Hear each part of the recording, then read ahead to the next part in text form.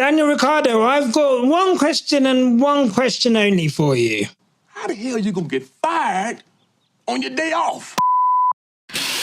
Welcome to Quick Sub F1. My name is Nasha and you could have been anywhere in the world, but you're here with us. We appreciate that. And yes, probably the worst kept secret in F1, the longest period of time we've known that someone is going to get fired before they got fired, has finally come to its conclusion today with the news that Daniel Ricciardo has been let go from RB with immediate effect to be replaced by Liam Lawson. And, well, whilst there were rumours in Singapore that it could be his last race, it appears that he knew the whole time. We saw him emotional in the pen when talking to people, saying his goodbyes, going straight to Australia from Singapore. So it's clear that he knew what was up, and it's been confirmed today by all parties that Daniel has gone. And look, oh, what could have been.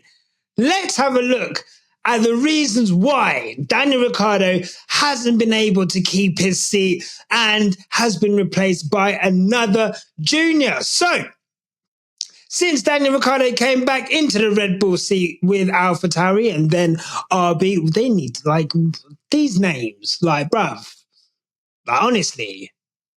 Anyway, the whole time he was in this seat is because it was supposed to be a first audition for the second seat in Red Bull. The premise being, if he comes into the seat and he does really well, then he'll be able to pop into that seat this year in 2024, or potentially if he carries it on into 2025. And look, we all remember what Christian Horner was saying when he was saying, Daniel Ricciardo did a test at Silverstone. He was only 0.2 off of Max Verstappen. He would have been front row. Maybe would have won, possibly would have won the World Championship. Well, that test, and obviously a lesson to us all, private testing times aren't really something that you should base someone's whole career or basing that on their ability to perform over the course of the year. However, they put him in the car and pretty much immediately, obviously you're thinking, what could be worse than Nick De Vries, who obviously struggled in the AlphaTauri? Well, it would be that Daniel Ricciardo would get into the car and proceed to break his wrists in Zandvoort, which ultimately led to him being replaced by the guy that he's been replaced by, Liam Lawson, who came in, did a fantastic job in the races. He replaced Ricciardo. And from there, Daniel Ricciardo came back. There was the result in Mexico where everyone thought, right, this is it. He'll push on from there. But as we went into 2025, that wasn't 2024. That wasn't the case. And at the beginning of this season, Daniel Ricciardo was getting absolutely whooped by Yuki Tsunoda. I mean, it was embarrassing. And look, Daniel Ricciardo has improved since then, right? Let's not give a picture to say that Daniel Ricciardo has been so poor that Yuki Tsunoda has consistently been beating him over the course of the year. Look, when you take into account the quali head-to-head, of course, Yuki's ahead. However, in the race head-to-head, Daniel's ahead. So you would think maybe there is a bit of an improvement in form there. However, Yuki Tsunoda still has almost double the points that Daniel Ricciardo has in the World Drivers' Championship. Like I said, the quali head-to-head is still pretty naff. And the results just haven't been special enough. And there's a power play at play here, right? This isn't just about who is the best driver for the second seat, right? You look at the candidates. Checo Perez, so poor this year, to the point where they were bringing up clauses in his 2-year contract that he just signed to say if he didn't improve, then they might be able to get him out. He's come back with a couple of results, but the backing that he has, Checo Perez, the support that he has, Checo Perez, both within Red Bull and obviously with his financial backers and supporters and his fans, It's a very difficult decision to take Checo Perez out of the seat mid-season, especially when you've just given him a new contract. So whoever you put into that seat, they've got to be absolutely scorchio. Yuki Tsunoda, it's clear that these guys just do not want him in the car. And I feel like it's a shame that he'll never really get the opportunity just to see whether he would be competent. But I think it's clear by now that that's never going to happen. And the problem is, if you don't know, RB is supposed to be Red Bull's junior team. In essence, they are supposed to be the team where junior drivers are able to get their chance in F1. And from there, you see if they're ready for the main team. The drivers that have gone through there, Vettel, Ricciardo himself, Kvyat. Who else has been in Red Bull AlphaTauri? Gasly, Albon, obviously. These are drivers who are established on the grid and they've had that pathway from AlphaTauri, Toro Rosso, RB. Helmut Marko is insistent that this team, if it's going to be about, we've got these junior drivers in the junior categories, why are we taking up space with someone who is in his 30s? There's a pretty good skit in the Chappelle Show where Rick James is making fun of Charlie Murphy's karate classes, and he's probably doing karate with the kids. That's Daniel Ricciardo.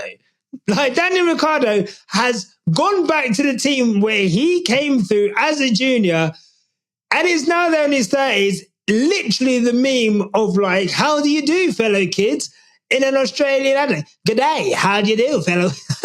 Let me not do that. Oh my God.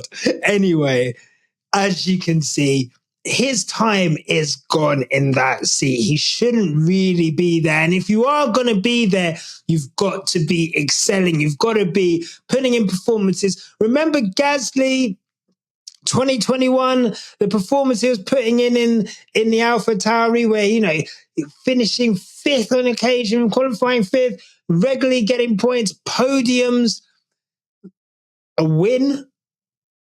That's the kind of thing that Daniel Ricciardo had to be doing, consistently getting in the top 10, consistently getting points. He was not doing that. So why clog up space where you have Liam Lawson ready to go?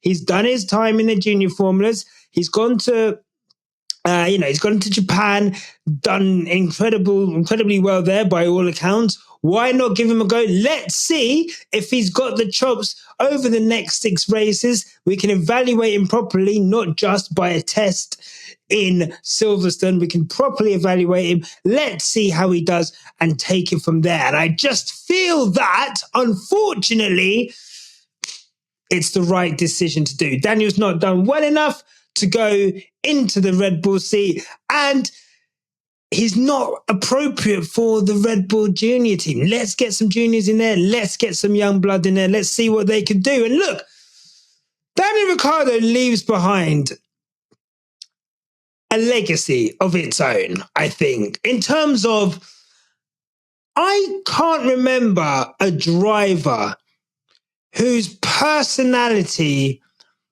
almost supersedes their driving legacy. What comes to mind? Kimi Räikkönen. But Kimi Räikkönen, it's almost as if Kimi Räikkönen's career is in 2 parts. You have the blistering kid at Sauber who then goes into McLaren, who then goes into Ferrari, wins a world championship. And then from there, obviously, you have, I guess, the second half with the Lotus years, going back to Ferrari.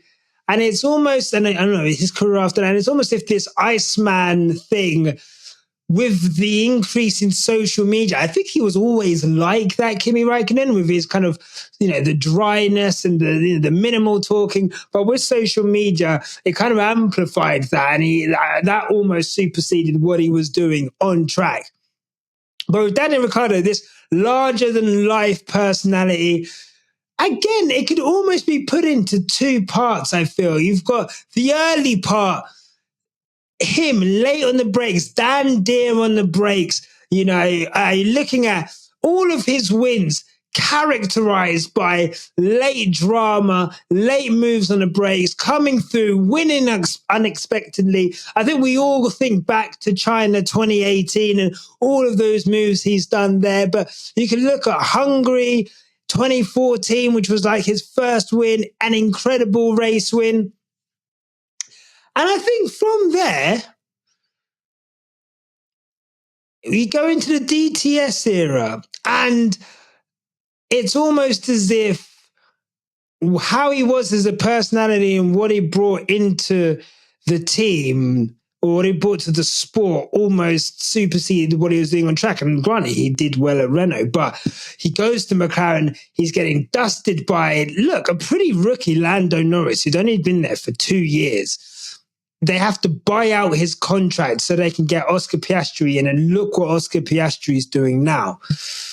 And then obviously him coming back to AlphaTauri / RB, and it's just not worked out. But that legacy, he pretty much, along with Gunther Steiner, you can say pretty much carries DTS and is responsible for a large raft of new fans coming through. And I just think, I think it's one of those things where, for me, he'll be okay, and he'll be remembered super fondly. Look, 8 race wins, that win in Monza, McLaren being good now is all well and good, but that win in Monza was a big deal for McLaren. So you have the win in Monza, you have the shoeies, you have the big smile, the outfit, you have everything that was involved with Daniel Ricciardo, the late braking, all of those positives. That's how he'll be remembered. We won't really think of the end of it. We'll remember everything that Daniel Ricciardo has given. And I just think, for me, he's done really well. He's had a great career. And now he can sail off into the sunset. He's got a media production company with a series coming out. He's got a wine drink like that he's brought out. He's got merch. He's massive in America, and he can leverage that to do whatever he wants. Daniel Ricciardo, for a guy that came from a farm in Australia, has done so well. And farewell, Daniel Ricciardo. I hope whatever you do in the future, we'll be looking out for it. I hope it's funny. I hope it's interesting. I hope it's individual and not just like something that... I hope you don't force the whole funny thing, because you're funny when it's off the cuff and you've got a microphone in your face and you only have to see it for like 30 to 40 seconds. I think don't let them make you be in front of a camera for like more than like 2 minutes at a time, respectfully. But other than that, good luck to Daniel Ricciardo. But what do you think? Let us know in the comments. Remember, like, subscribe. We're nearly at 5,000 subscribers. So give this video a like and subscribe to the channel for more F1 news. And until then, you at home and Daniel Ricciardo, remember, no matter what life throws at you, keep it on the black stuff. Until next time. Look, mate, if you've got this far, clearly you like what we do. So here's a link to subscribe to the Quickstop F1 family. Give that a click. And here's another link to some more cool on our channel. Sorry, cool stuff. And remember, no matter what happens, keep it on the black stuff. Click the stuff. Click the links. Click the links. Click the links. There. They're there.